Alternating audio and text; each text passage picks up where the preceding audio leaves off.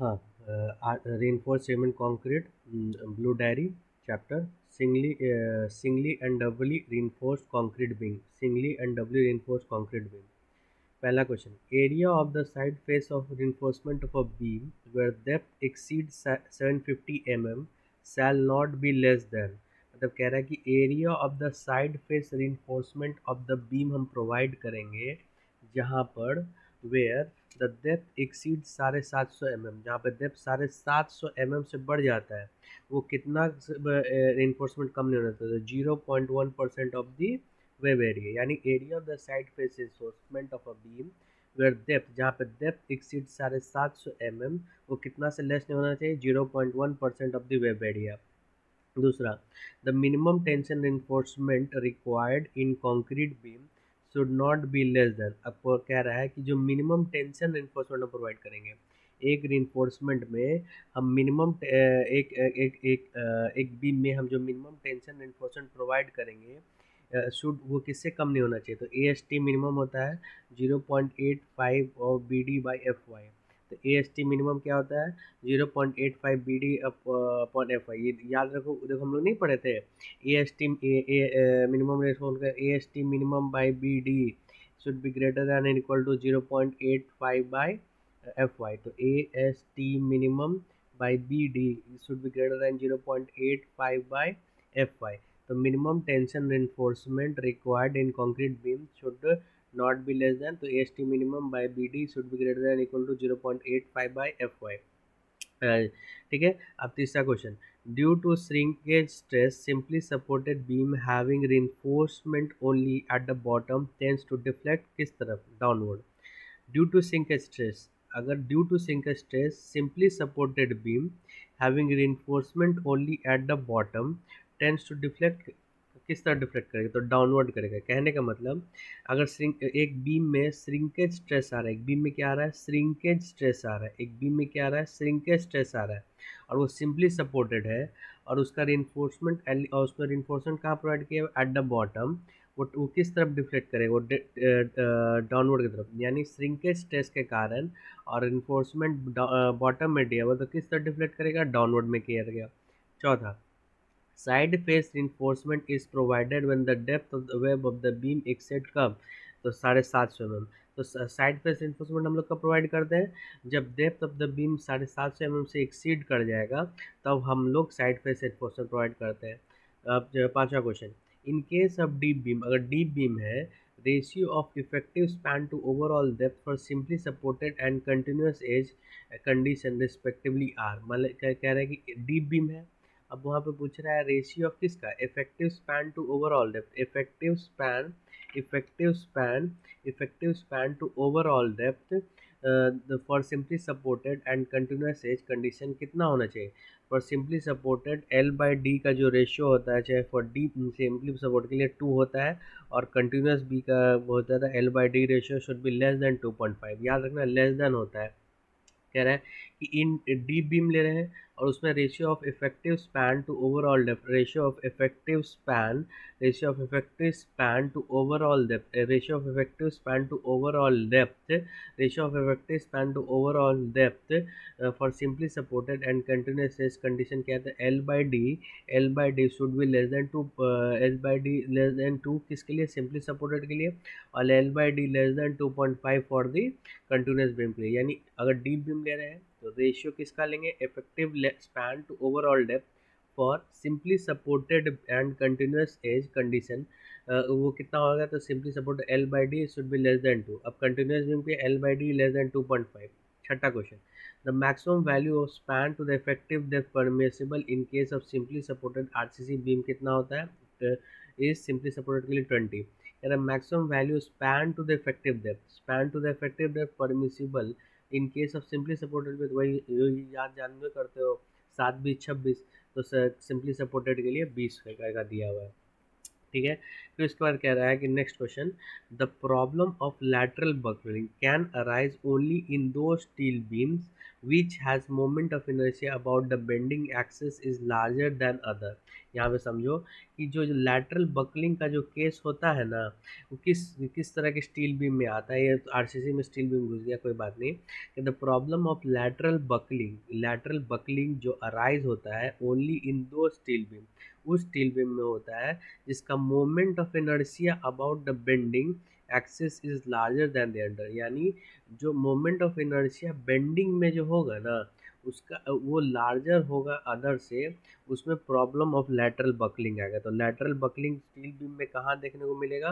तो problem lateral buckling in steel beam will be seen can arise जहाँ पे होगा which has moment of inertia, जहाँ moment of inertia जो है अबाउट द बेंडिंग एक्सिस, जहाँ पे बेंडिंग एक्सिस इज लार्जर। यहाँ पे क्वेश्चन में पूछा था कि किस तरफ होगा, लार्जर, लार्जर देन दिस। यानी लैटरल बकलिंग किस में अराइज होगा? स्टील बीम में, जहाँ पे मोमेंट ऑफ इनर्शिया जो होगा अबाउट बेंडिंग पे वो लार्जर होगा than the other, is larger than the other.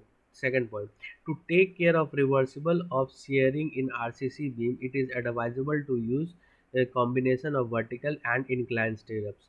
मतलब अब हमको एक आरसीसी में हमको रिवर्सिबल सीयर स्ट्रेस देखने को मिलेगा, आरसीसी में हमको रिवर्सिबल सीयर स्ट्रेस देखने को मिल रहा है। तो हमको क्या, किस चीज़ को क्या एडवाइजेबल है? तो हम लोग एडवाइजेबल है कि आप वर्टिकल और इंक्लाइन स्टीरअप का इस्तेमाल कीजिए। यानी इन case of reversible share, RCC में रिवर्सिबल शेयर आता है, आरसीसी में रिवर्सिबल शेयर आता है, तो हम लोग को क्या एडवाइजेबल है? तो combination of vertical and incline stirrup, combination of vertical and incline stirrups. ठीक है। तीसरा question, the critical section for shear in case of RCC beam in RCC frame building is taken at a distance कितना? At the D from the edge of the support. ठीक है।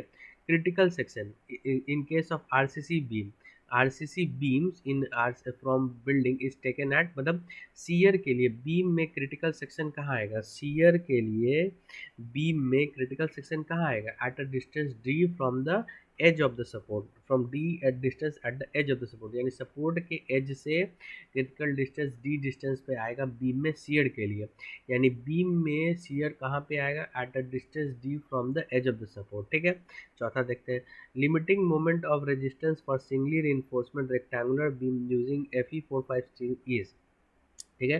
The limiting moment of resistance, तो limiting moment हम लोग यहाँ पूछ रहा है in a rectangle beam using Fe415 steel कहाँ पे होगा? देखो अब यहाँ पे हम लोग जानते हैं Fe वहाँ पे एक्सयू लिमिट निकालता है और एमयू लिमिट निकालता है, तो ये भी पूछ रहा है लिमिटिंग मोमेंट अलग अलग है। इसमें हम याद तो रहता है मगर दाया बाया होता है, तो कोई नहीं, हम एकदम परफेक्ट कर लेंगे।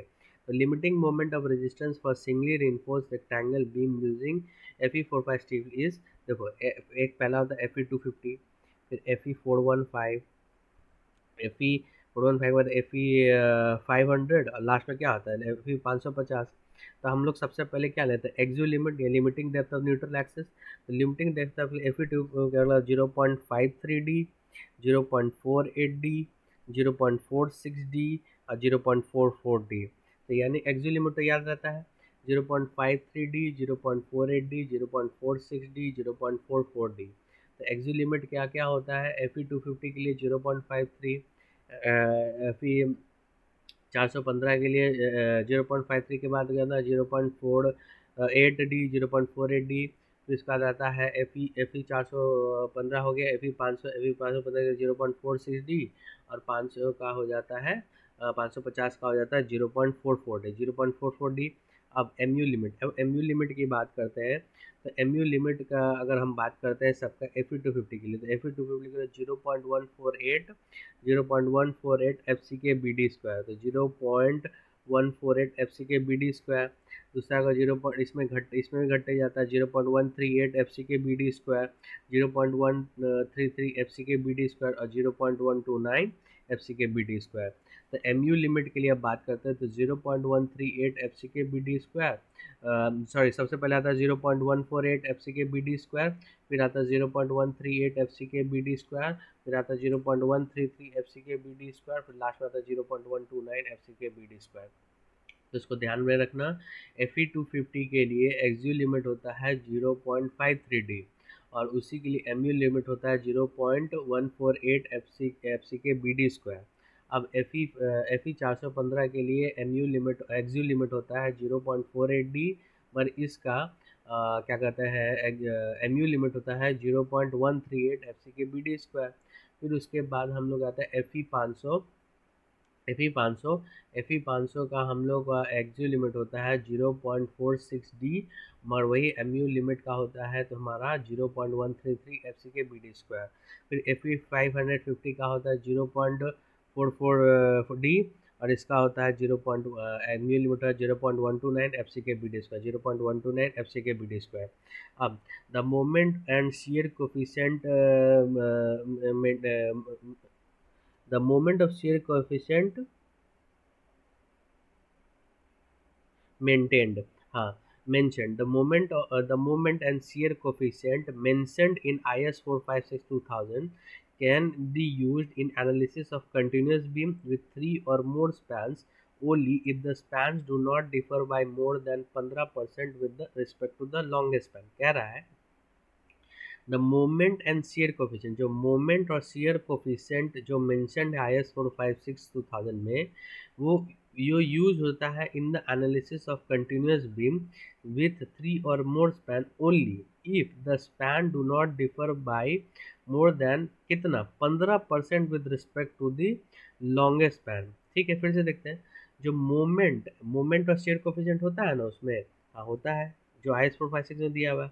अब उसमें जो कंटिन्यूस बीम विथ जिसमें तीन या उससे ज़्यादा कंटिन्यूस बीम में तीन या मोर उससे ज़्यादा का स्पैन है, only if the spans do not differ by more than 15% with respect to the 15% with respect to the longest span. तो we can be use analysis in continuous beam with three or more spans only if the spans do not differ by more than 15% with the respect of the longest span।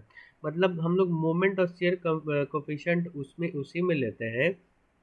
Moment and shear coefficient mention जो किया हुआ है उस continuous beam के analysis में इसमें तीन से ज़्यादा होता है।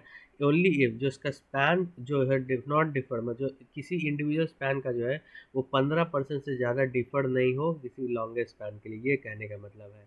ठीक है, कहने का मतलब जो मोमेंट और शेयर कोफिशिएंट हम लोग जो मेंशन किया हुआ है IS 456/2000 में, जिसमें कंटिन्यूस बीम के लिए, तो कंटिन्यूस बीम में तीन से या उससे ज़्यादा का स्पैन है तो हम लोग इंडिविजुअल स्पैन का जो वेरिएशन है वो 15% से ज़्यादा नहीं होना चाहिए, जो उसमें सबसे लॉन्गेस्ट स्पैन होगा। ठीक है, उसमें लॉन्गेस्ट होगा। आगे बढ़ते हैं। आगे कहता है the deflection which will cause due to the unequal top and bottom reinforcement in RCC, उसका किस तरह का होता है, श्रिंकेज डिफ्लेक्शन। श्रिंकेज डिफ्लेक्शन हमको आरसीसी बीम में कब देखने को मिलता है, तो जो अनइक्वल हम लोग अगर unequal top and bottom reinforcement provide कर देंगे ना आरसीसी में, हम लोग अनइक्वल रिइंफोर्समेंट टॉप और बॉटम में प्रोवाइड कर देंगे ना आरसीसी में, तो हमको श्रिंकेज डिफ्लेक्शन देखने को मिलेगा। कौन सा डिफ्लेक्शन देखने को मिलेगा, हमको श्रिंकेज डिफ्लेक्शन देखने को मिलेगा। तो हम लोग डिफ्लेक्शन जो कि unequal top and bottom reinforcement में प्रोवाइड कर देते हैं due to unequal top and bottom reinforcement, वो किस चीज़ की वजह से आता है, वो श्रिंकेज डिफ्लेक्शन में आता है। जो डिफ्लेक्शन बीम में कॉज हुआ due to unequal top and bottom reinforcement, उसको हम लोग क्या कहते हैं, श्रिंकेज डिफ्लेक्शन। अब आते हैं doubly reinforced beam are recommended when both depth and breadth are restricted. एकदम क्लियर बात है। डबल इन्फोर्समेंट हम लोग कब प्रोवाइड करते हैं, जहाँ पे बोथ डेप्थ एंड, ऑप्शन में ये भी तुमको देगा कि सिर्फ डेप्थ है ब्रेथ है, नहीं, बोथ ब्रेथ एंड डेप्थ को रिस्ट्रिक्ट कर दिया गया, तभी हम लोग डबल इन्फोर्समेंट बीम को इस्तेमाल किए। तो डबल इन्फोर्समेंट बीम कब रिकमेंड है, जब both depth and breadth are जो है रिस्ट्रिक्टेड। ठीक है, तो आठवां देखते हैं। Diagonal tension in beam increases below neutral axis and decreases above the neutral axis। अब देखो, जो बीम में डायगोनल टेंशन आता है ना, वो इंक्रीज करता है बिलो न्यूट्रल एक्सिस में और अबव न्यूट्रल एक्सिस में डिक्रीज करता है। याद रखना, जो डायगोनल टेंशन आता है, जो डायगोनल टेंशन आता है बीम में, वो डिक्रीज करता है अबव न्यूट्रल एक्सिस और इंक्रीज करता है बिलो न्यूट्रल एक्सिस। जो डायगोनल टेंशन जो डायगोनल टेंशन जो डायगोनल टेंशन बीम में आता है ना, जो डायगोनल टेंशन बीम में आता है ना, वो डिक्रीज करता है जो डिक्रीज करता है above neutral axis and increase करता है बिलो न्यूट्रल एक्सिस। ठीक है, diagonal tension reinforcement is provided in beam as bent up bars. हम लोग को अगर बीम में डायगोनल रेनफोर्समेंट प्रोवाइड करना है तो वो किस चीज़ के लिए होता है, वो बेंट अप बार्स होता है। तो डायगोनल रेनफोर्समेंट जो प्रोवाइड किया हुआ है बीम में वो किस तरह से होता है, वो बेंट अप बार्स के फॉर्म में अप्लाइड होता है। The chances of diagonal tension crack in RCC member reduce when axial compression and shear force act. यहाँ पे देखो हम एक्सियल कंप्रेशन पे हाईलाइट किए हैं क्योंकि ऑप्शन में टेंशन मिलता है, नहीं ध्यान देना। तो जो chances of diagonal tension crack in RCC member reduce, मतलब जो डायगोनल टेंशन क्रैक बीम में आ रहा है उसको हम कैसे रिड्यूस कर सकते हैं, उसको हम लोग रिड्यूस कर सकते हैं बाय एक्सियल कंप्रेशन। कंप्रेशन देंगे तब ना डायगोनल टेंशन क्रैक रिड्यूस होगा, सही बात है। और शियर फोर्स, उसमें शियर फोर्स एक्ट होगा। शियर फोर्स देखो लगेगा कि शियर फोर्स नहीं होगा मगर शियर फोर्स को भी एक्ट करना पड़ेगा। तो diagonal tension crack is reduced, diagonal tension crack in RCC beam तब रिड्यूस होगा जब एक्सियल कंप्रेशन उस पर एक्ट होगा और शियर फोर्स उसमें भी एक्ट होगा। यानी एक्सियल कंप्रेशन और शियर फोर्स जब बीम पे एक्ट होता है तो उसमें एक्सियल कंप्रेशन लगता है और जब शियर फोर्स एक्ट होता है तो डायगोनल टेंशन क्रैक जो होता है आरसीसी बीम में वो रिड्यूस होता है। तो diagonal tension crack in RCC beam is reduced when axial compression and shear force act. ठीक है, नेक्स्ट क्वेश्चन पे आते हैं। नेक्स्ट क्वेश्चन कहता है कि for a given grade of steel the limiting reinforcement index for a singly reinforcement beam is proportional to FCK. FCK देखो direct under root नहीं, सिर्फ एफसीके कह रहा है कि एक गिवन ग्रेड ऑफ स्टील, कोई ग्रेड स्टील का ग्रेड है तो लिमिटिंग reinforcement इंडेक्स, यहाँ पे देखो लिमिटिंग reinforcement इंडेक्स जो लिमिटिंग reinforcement इंडेक्स है, ठीक है, लिमिटिंग reinforcement इंडेक्स, ठीक है। तो वही 0.148 एफसी के बीडी यही वह सब पूछ रहा है। For a singly reinforcement beam, यहाँ पे ये भी मेंशन है कि सिंगली reinforcement बीम क्या है, तो किसके प्रोपोर्शनल है, एफसी के। कह रहा है कि एक गिवन ग्रेड ऑफ स्टील है उसमें जो limiting reinforcement index for singly reinforcement beam है वो प्रोपोर्शनल किसके है, एफसी के। For a given grade of for given grade of steel the limiting reinforcement index the limiting reinforcement index the limiting reinforcement index is proportional to fck। ठीक है, for a given grade of steel मतलब कि कोई grade of steel दिया हुआ है उसमें limiting reinforcement index for singly reinforcement beam, for a singly reinforcement beam वो किस चीज़ के प्रोपोर्शनल है, वो प्रोपोर्शनल है to the fck। For given grade of steel the limiting reinforcement index the limiting reinforcement index for a singly reinforced beam वो किसके proportional है, एफसीके के। कहता है कि next point IS 456/2000 recommend to provide certain minimum steel in RCC beam क्यों, to avoid rupture of steel in case of flexure failure occurs। ठीक है, तो आरसीसी बीम में हम लोग मिनिमम स्टील इन्फोर्समेंट क्यों प्रोवाइड करते हैं, क्योंकि रप्चर ऑफ स्टील नहीं हो, रप्चर ऑफ स्टील नहीं हो, रप्चर ऑफ स्टील नहीं हो इन case of flexor failure occurs. जब स्टील में रप्चर फेलियर नहीं हो, जब फ्लेक्सर फेलियर अकर हो उसको अवॉइड करने के लिए। 13 इन doubly reinforced beam the percentage of them of the maximum compression reinforcement of gross sectional area of beam should not exceed 4%. In doubly the maximum reinforcement is 8%।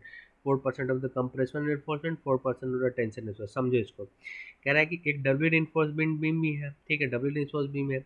The percentage of the maximum compression reinforcement, जो percentage of the maximum compression reinforcement of gross sectional area beam should not exceed 4%, 4% से ज़्यादा नहीं होता है। इन doubly the maximum जो है 8% तक भी जा सकता है। 4% आप कंप्रेशन इन्फोर्समेंट के लिए दीजिए और 4% आप टेंशन, मतलब ओवरऑल आप देखिएगा कि आपका 4% है, ओवरऑल आपका 8% है। 4% कंप्रेशन इन्फोर्समेंट के लिए, 4% टेंशन इन्फोर्समेंट के लिए। तो इन डबली reinforcement beam the percentage of the maximum, सिर्फ यहाँ देखो कंप्रेशन reinforcement के लिए पूछ रहा है, तो अब यहाँ पे यही पूछ देता है कि both compression and tension enforcement के लिए तब तो तुम्हारा 8% हो जाएगा। यही इस पॉइंट का कहने का मतलब है कि in doubly reinforced beam the percentage of the maximum compression reinforcement of gross sectional area of beam should not exceed 4%। In doubly the maximum ration 8% से ज़्यादा नहीं होते, 4% of compression, 4% of the tension reinforcement. एकदम clear बात। ठीक, next The ratio of the depth of the parabolic rectangular portion block at the limiting state of collapse of a singly reinforcement section is, ठीक है, जो कह रहा है कि एक लिमिटिंग सेक्शन है, तो रेशियो पूछ रहा है the depth of the parabolic and rectangular portion, parabolic और rectangular portion block at the limiting state of the collapse of singly reinforced section is 4/3। देखो पाराबोलिक का क्या होता है, डेप्थ 4/7 XU और रेक्टेंगुलर का ऊपर वाला कितना होता है 3/7 XU, तो इस दोनों का रेशियो पूछा है। तो पाराबोलिक का था 4/7 XU और रेक्टेंगुलर का 3/7 XU। ऊपर में क्या आता है रेक्टेंगुलर, तो उसका डेप्थ कितना 3/7 XU, पाराबोलिक का 4/7 XU। तो दोनों का रेशियो पूछा है, तो 4/7 डिवाइडेड बाई 3/7 मेरा रेशियो आ जाएगा 4/3।